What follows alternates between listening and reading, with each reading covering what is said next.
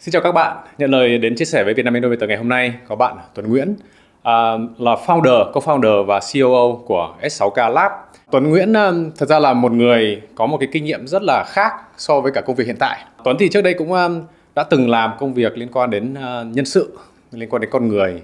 Sau đấy thì là làm một thời gian rất dài trong các cái lĩnh vực là ngân hàng, tài chính. Nhưng mà sau đấy lại chuyển sang một cái lĩnh vực mới là lĩnh vực blockchain. Tuấn có thể chia sẻ về bản thân mình và lý do gì mà Tuấn lại tham gia cái thị trường này không? Đầu tiên thì em muốn gửi lời chào đến toàn bộ khán giả của Vietcetera. Cảm ơn anh Miro.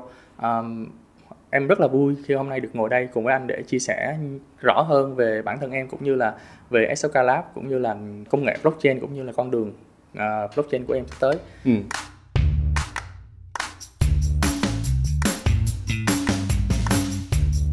Lý do vì sao em chuyển sang blockchain cũng như là cái hành trình thì thật ra bất kỳ ai cũng có những ngã rẽ của mình, và đích đến của những ngã rẽ đó đều là mình được làm với cái đam mê của mình. Thì em học về ngành tài chính doanh nghiệp của Đại học FPT. Sau đó khi mà ra trường thì em đi làm ở rất là nhiều cái ngân hàng ở trong nước cũng có, ngoài nước cũng có, các cái tổ chức tài chính rất là lớn.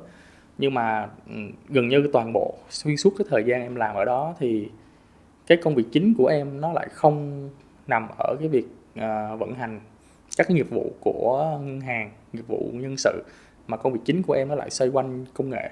Em tham gia vào các cái đội dự án để mà chuyển đổi số hóa các cái quy trình nhân sự cũng như là ứng dụng công nghệ vô để mà mình quản trị các cái dữ liệu. Thật ra xuyên suốt cái thời gian đó thì có một cái dự án rất là lớn mà em đã tham gia, đó là cái dự án triển khai một cái hệ thống quản trị nhân sự SAP cho ngân hàng VPBank cái thời điểm 2015 đến 2017.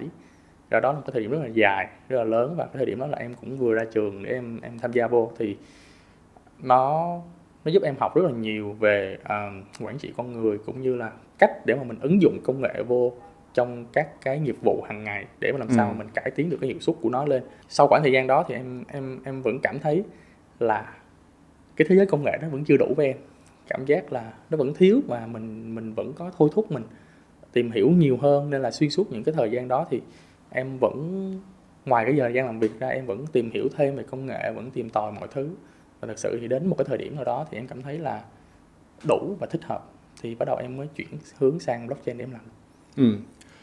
Thật ra là trước đây anh em mình cũng có trao đổi một cái câu chuyện từ ngày trước khi mà học đại học. Sau đấy thì là có những câu chuyện rất là hay ho khi mà con đường sau đại học và đến với cái thế giới blockchain. Thì anh có thể chia sẻ với cả mọi người đây là cái câu chuyện đấy lúc mà học xong mà khi mà bước đầu tiên vào thế giới blockchain ấy thì nó cùng với ai và như thế nào?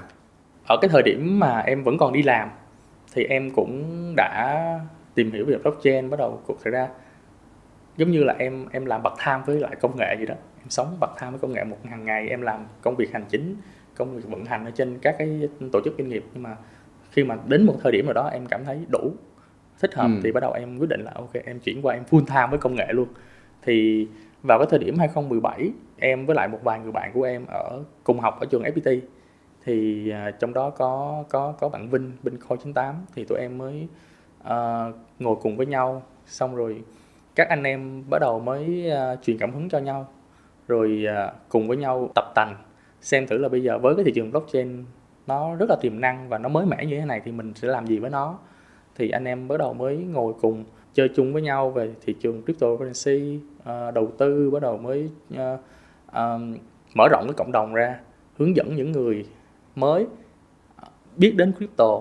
Xong qua có quá trình khoảng một năm, tụi em support với lại cộng đồng, hỗ trợ cộng đồng bước vào thị trường blockchain này, thì tụi em nhận thấy rằng là ngoài cái việc mà mình hướng dẫn chat hàng ngày, tương tác hàng ngày, thì tụi em cần phải có những cái sản phẩm để giúp cho người dùng họ tiện ích hơn khi mà họ bước đến cái thị trường blockchain crypto này.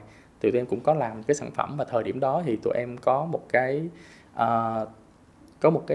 tổ chức gọi là VIC Group. Với VIC đó thì tụi em cũng có làm ra sản phẩm về ví điện tử, giúp cho mọi người có thể lưu trữ các tài sản số của mình, các tài sản điện tử đó ở trên ví, rồi các cái hoạt động ở trên đó. Và sau một thời gian thì mọi người bắt đầu mới dần dần hiểu rõ hơn ở thị trường này, bắt đầu mới xác định cụ thể về cái định hướng phát triển sản phẩm cũng như là cái tầm nhìn của mỗi người như thế nào, thì tụi em bắt đầu mới tách ra.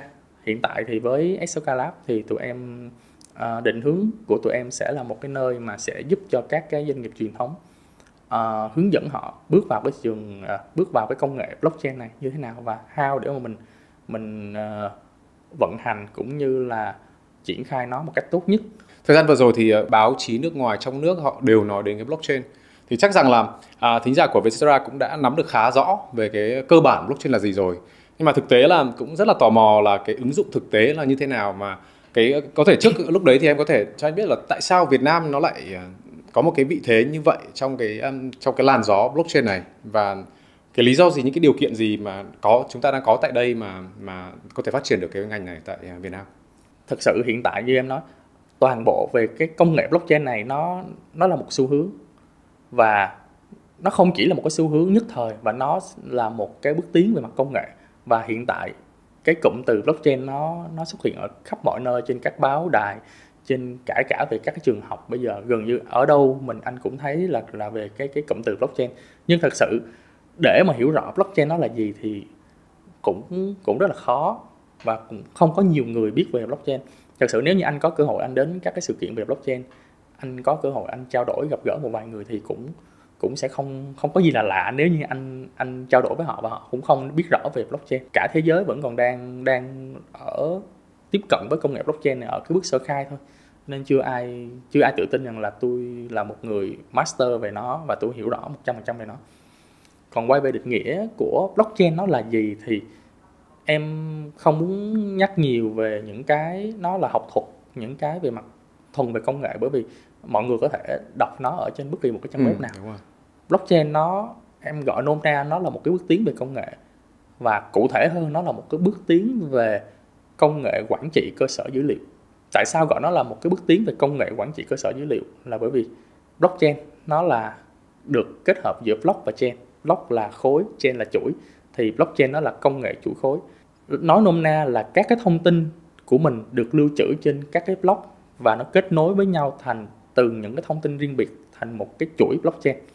Và khi mà nó hình thành ra một cái chuỗi blockchain rồi thì những cái thông tin đó sẽ gần như là rất khó để mà bị tác động, thay đổi.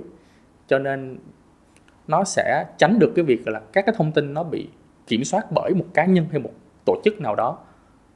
Như hiện tại anh thấy gần như thông tin nó đang, ở thời điểm hiện tại cơ sở dữ liệu nó đang quản lý tập trung của một cá nhân nào đó và rất là dễ bị thay đổi. Và gần như khi mà thay đổi không ai biết. Còn đối với blockchain anh gần như rất là khó để mà thay đổi, và đó là một cái bước tiến rất là quan trọng trong cái việc mà quản trị cơ sở dữ liệu. Và blockchain nó là cái công nghệ giúp cho cái việc đó nó minh bạch hơn, an toàn hơn và bảo mật hơn trong cái dữ liệu.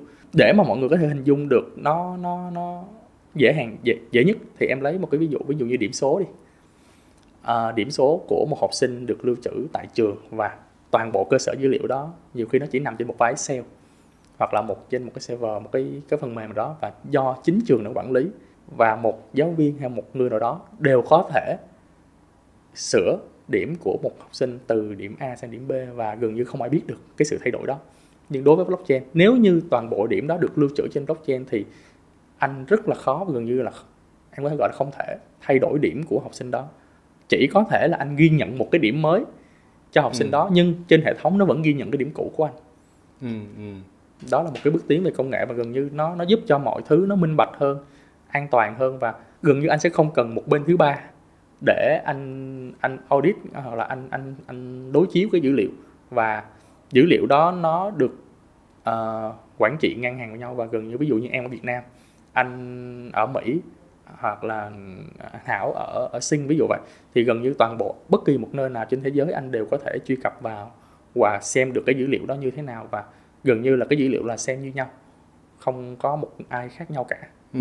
Đó là cái bước tiến khá là nhiều về blockchain. Nhưng mà anh cũng rất là muốn là em cũng tham gia vào cái thị trường này cũng khá là lâu rồi, và có rất là nhiều các cái ứng dụng thực tế giải quyết những cái bài toán cụ thể thì cũng đã ra đời rồi và cũng ra thị trường rồi. Thì liệu em có thể chia sẻ một số các cái có thể là những cái dự án, những cái sản phẩm biểu tượng trên thị trường Việt Nam không?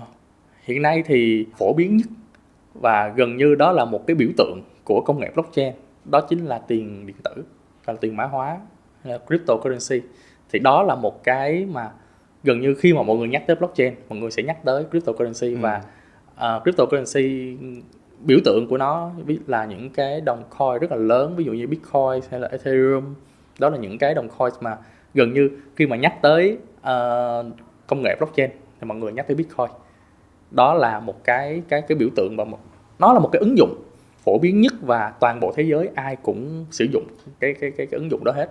Bất kỳ một công nghệ hay là một cái gì đó, Việt Nam mình luôn là một cái đất nước tiếp cận cái xu hướng rất là sớm, gần như là luôn là người đứng đầu xu thế. Tại sao Việt Nam mình luôn đứng đầu xu thế? Thì nếu mà nhìn vào cái con số mà thống kê của bên Cục Thống kê thì Việt Nam mình có tới hơn 50% dân số là lao động.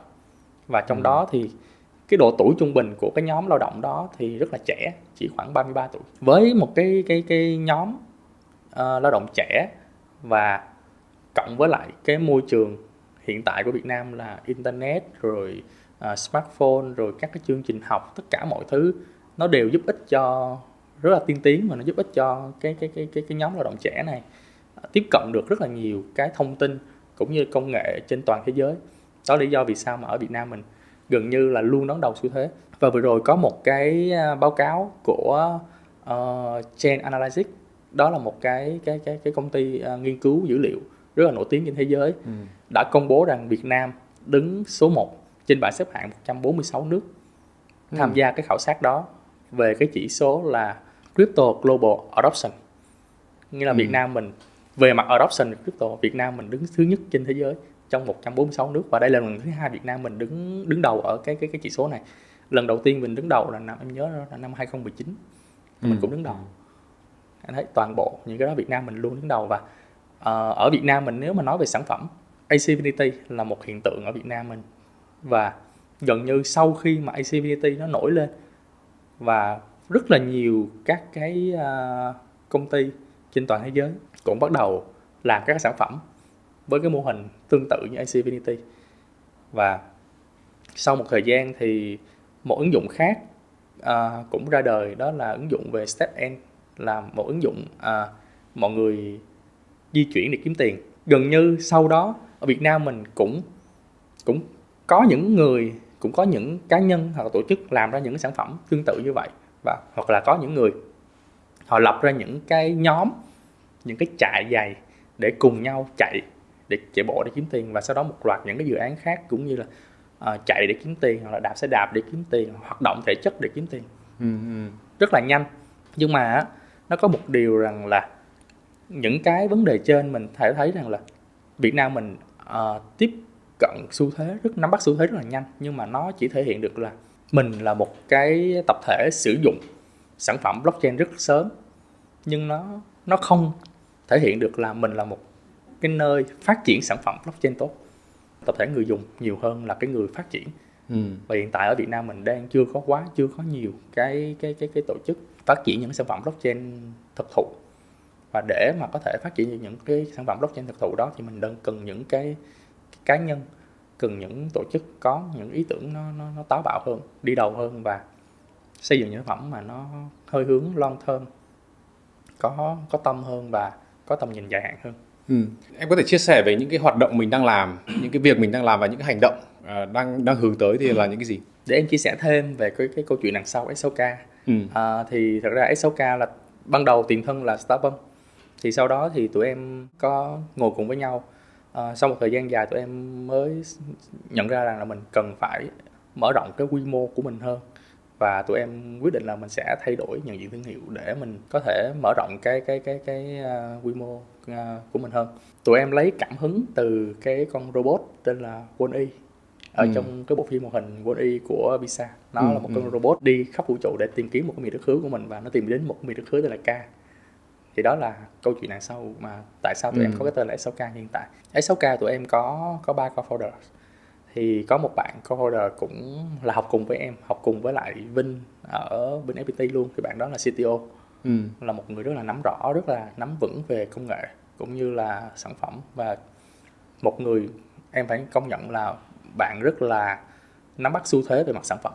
Người thứ hai là tên Quang là CEO của S6K Lab, thì bạn này sẽ kiêm luôn cả vị trí phát triển thị trường và như bán hàng.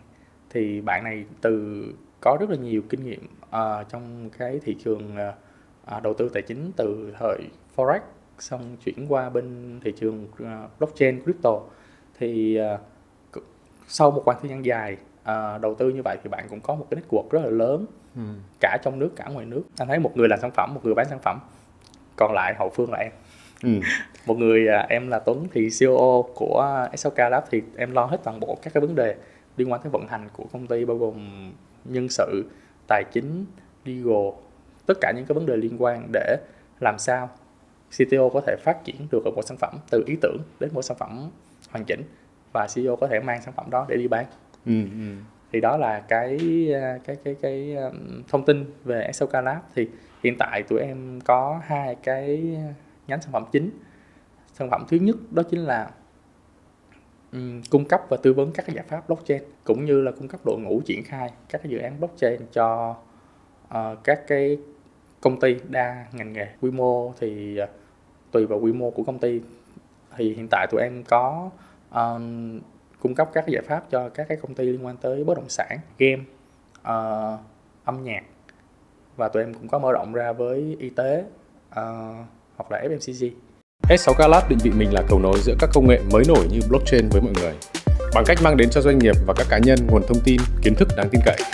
S6K Lab giúp người dùng hiểu rõ hơn về blockchain để áp dụng hợp lý công nghệ này với chuyển đổi hoạt động kinh doanh cũng như đời sống.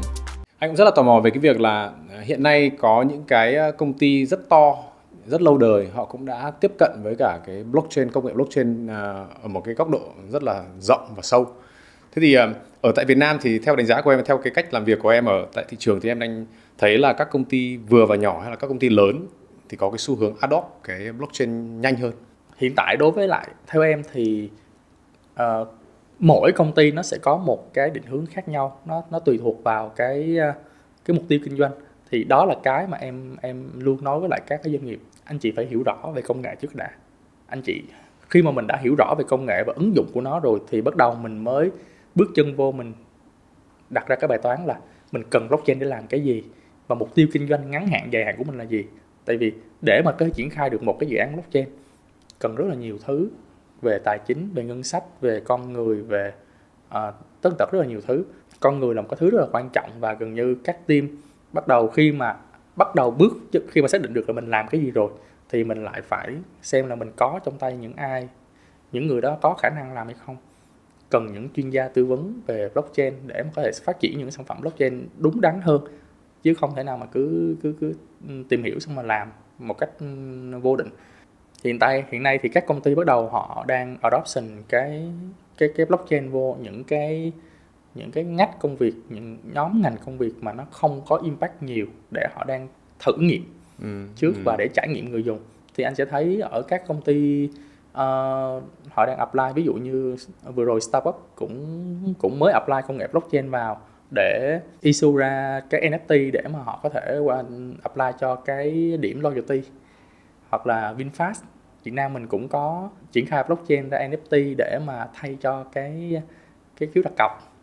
Hoặc là như Tiki cũng có apply công nghệ blockchain vô để ra cái điểm Acha để mà có thể quy ra Tiki Xu, rồi hoặc là có thể gửi ống heo, vân vân, nhiều thứ. Thì ở các công ty họ đang adoption dần dần vô những cái mà nó không có nhiều impact đến hoạt động doanh nghiệp, để họ thử nghiệm các sản phẩm công nghệ blockchain, cũng như là xem thử cái trải nghiệm người dùng như thế nào. Sau đó thì mới dần dần scale up cái công nghệ blockchain này vô những cái nhóm ngành khác ở trong cái công ty của mình. Thật ra là khi mà nói đến cái việc này thì anh cũng có thể đến cái nhánh thứ hai của bên em ấy, thì khi mà bắt đầu có cái gọi là cụm từ là blockchain, và sau đó nó lại có những kiểu web 3, metaverse, thì ở đây thì anh cũng gọi là đại diện một số người hỏi xem là blockchain, web 3 với cả metaverse nó liên quan gì đến nhau. Để em nói về cái metaverse trước, thì thực ra metaverse vẫn là một cái định nghĩa khá là mơ hồ mà chưa một ai tự tin rằng là định nghĩa của tôi là chính xác. Thì em chỉ có thể là trích xuất một cái, đó chính là ở trong có một tác giả tên là Steele Stephenson. Ông có viết một cái tác phẩm khoa học viễn tưởng tên là Snow Crash năm 1992. Thì ở trong đó ông có nêu rằng là Metaverse là một cái thế giới ảo mà ở đó con người tương tác với nhau thông qua các cái hình đại diện kỹ thuật số. Thì ở đó mình có thể mở rộng ra hiểu rằng là Metaverse là một cái thế giới, một cái vũ trụ ảo mà ở đó con người dù bất cứ nơi đâu cũng có thể tương tác được với nhau, không bị rào cản địa lý. Metaverse nó là một cái vũ trụ ảo, còn blockchain nó giúp cho dữ liệu minh bạch hơn, và hai cái đó kết hợp với nhau để nó tăng cái tính minh bạch trong dữ liệu, bảo mật dữ liệu của người dùng hơn ở một cái thế giới 100% là ảo, để giúp cho mọi người cảm giác là tin tưởng hơn và họ không bị gọi là tôi sợ cái dữ liệu của tôi ở trên cái vũ trụ Metaverse này nó bị đi đâu, bị mất đi đâu, hoặc là bị leak đi đâu. Thì đó là cái tính minh bạch trong cái đó, và nó sẽ giúp cho Metaverse đi xa hơn. Ứng dụng Metaverse hiện tại thì đang khá là nhiều, và Facebook cũng đã đổi tên hẳn sang Meta để tập trung phát triển về Metaverse, để giúp cho tăng cái tính tương tác trong cái social life hơn. Về web 3 thì mình đi một cái lộ trình ngắn từ web 1 lên. Thì ra web 1.0 thì ngày xưa nó là có thể gọi là static web, nó là cái web mà chỉ thuần là cung cấp thông tin thôi. Em làm một cái trang web, anh Miro lên chỉ được đọc cái thông tin mà em đưa lên thôi, anh không có quyền làm một cái gì cả. Và cái thời điểm đó, để anh phải đọc được nhiều thông tin, anh phải đăng ký làm thành viên. Thì để đăng ký thành viên thì anh phải điền rất là nhiều thông tin, nào là họ, tên, ngày tháng năm sinh, quê quán, email, mật khẩu, tất tần tật, rất là nhiều thứ thông tin em mới đăng ký được. Thì sau đó cái sự phát triển của công nghệ nó đòi hỏi nhiều hơn, và nó tạo ra một web 2.0. Thì web 2.0 nó là một cái bước tiến về mặt tương tác nhiều hơn, nhờ vào sự cải tiến công nghệ. Nó giúp cho người dùng có thể tương tác với nhau nhiều hơn trên cái nền tảng internet. Và đó là một cái bệ phóng để mà phát triển ra một loạt những cái sản phẩm mạng xã hội như là Facebook, Twitter hay là YouTube, hay là những cái nền tảng mà mọi người có thể tương tác với nhau. Và nhờ đó nó lại mở ra một ngành công nghiệp mới, là ngành công nghiệp sáng tạo nội dung. Anh thấy bây giờ creator rất là nhiều, và khi mà những cái nền tảng xã hội như vậy nó phát triển thì nó cũng kéo theo là một cái ví dụ để anh nhìn rõ hơn cái bước tiến đó. Chính là ngày xưa anh đăng ký thành viên anh phải nhập rất nhiều thông tin, bây giờ anh đăng ký thành viên anh không cần nhập gì nữa. Anh chỉ cần bấm liên kết tới những cái tài khoản Gmail, Google hoặc là Facebook hay Twitter là anh có thể trở thành thành viên luôn rồi. Ở web 3.0 toàn bộ nó sẽ là một cái bước tiến. Ngày xưa toàn bộ các cái thông tin ở trên web 2 nó được lưu trữ ở tập trung tại một server nào đó, hoặc là của một chủ của một trang web nào đó. Thì ở web 3.0 toàn bộ dữ liệu nó sẽ là một dữ liệu ngang hàng, và mọi người có quyền nắm giữ cái dữ liệu, cái tài nguyên của mình. Và để nắm giữ được cái tài nguyên của mình thì ở cái phần đăng ký thành viên, ngoài những cái chuyện mà như nãy em nói, thì nó còn một cái nữa, đó là liên kết đến một cái ví điện tử của blockchain, để anh nắm giữ và sở hữu cái tài sản của anh ở trên cái trang web đó.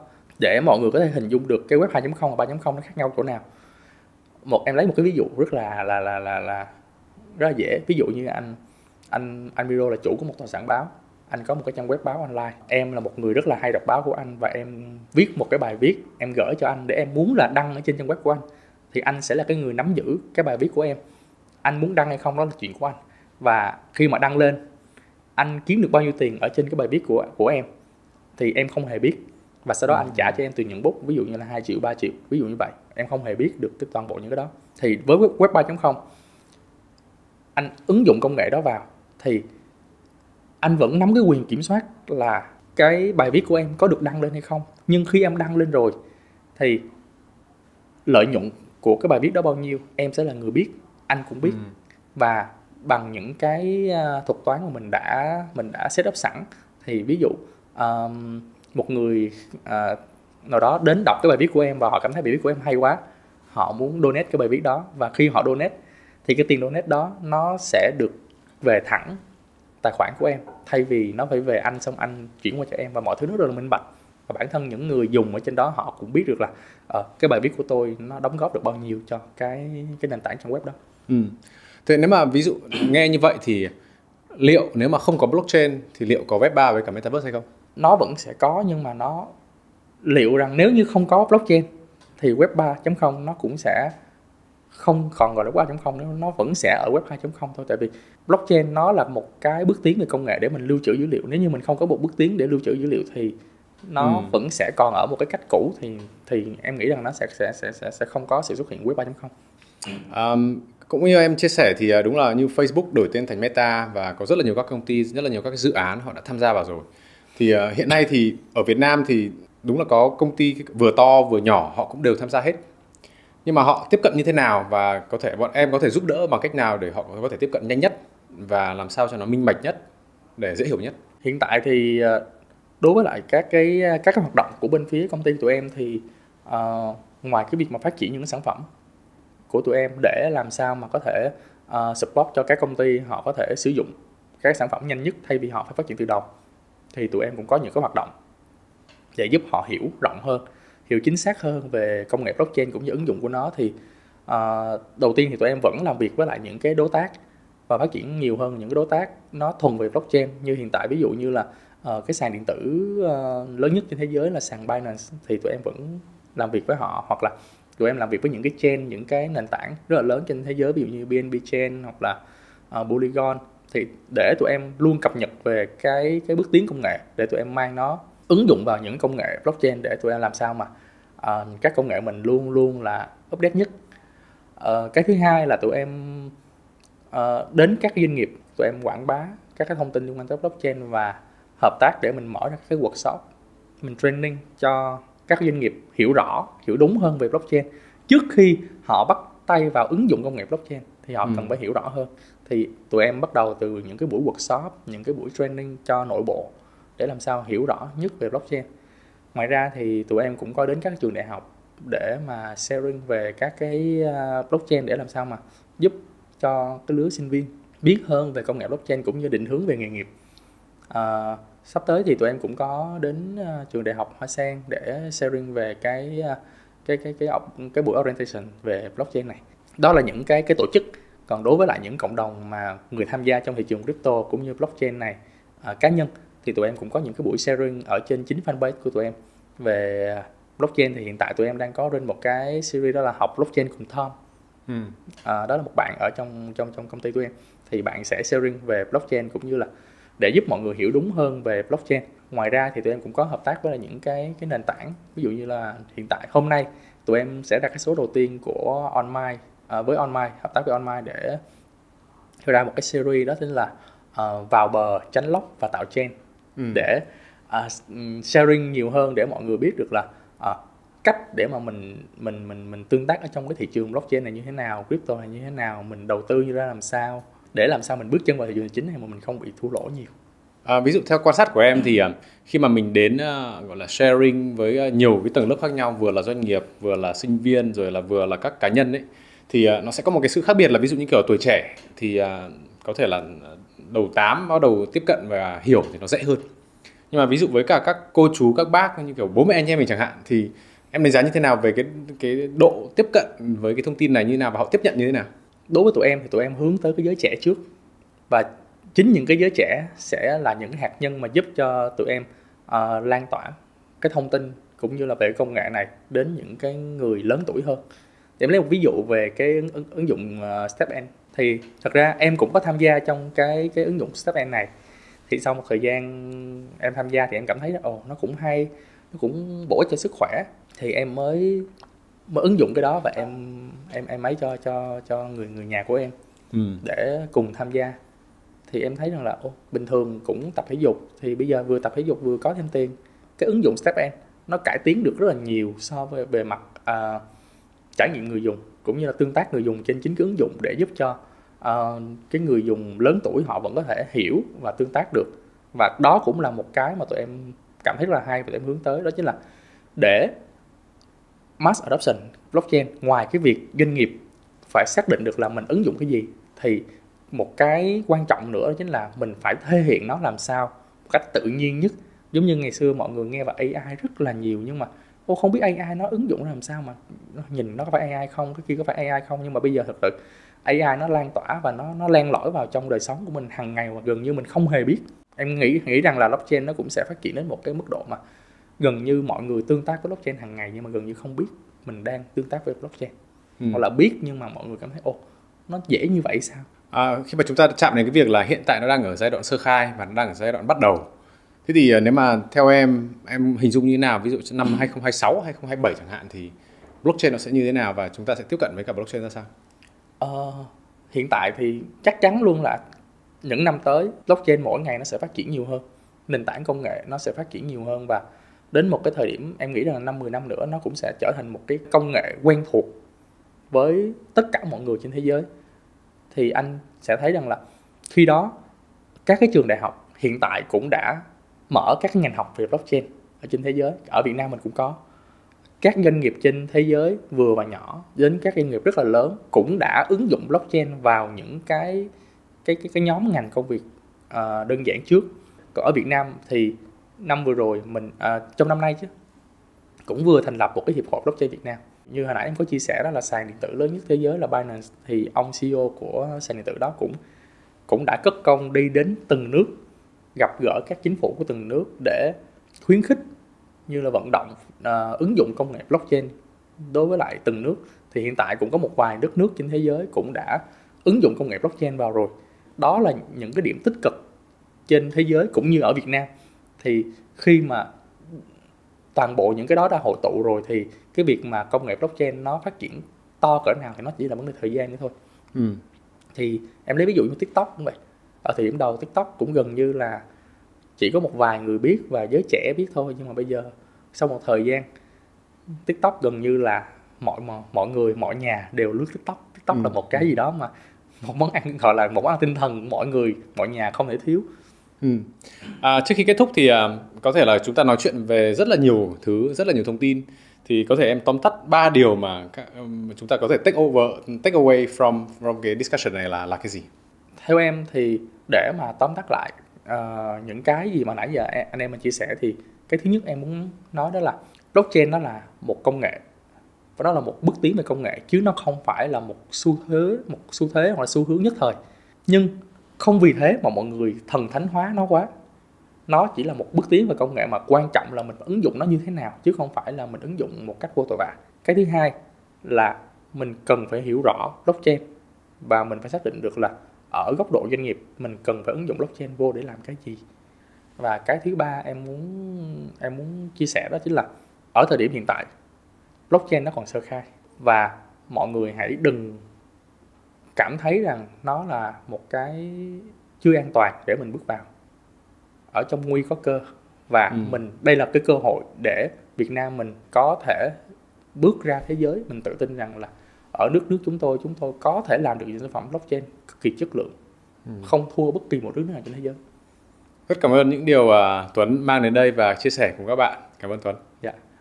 Em cũng rất là cảm ơn anh Miro, cảm ơn Vietcetera đã có cơ hội tạo cho em một cơ hội em có thể chia sẻ nhiều hơn về công nghệ blockchain cũng như là các cái ứng dụng của nó.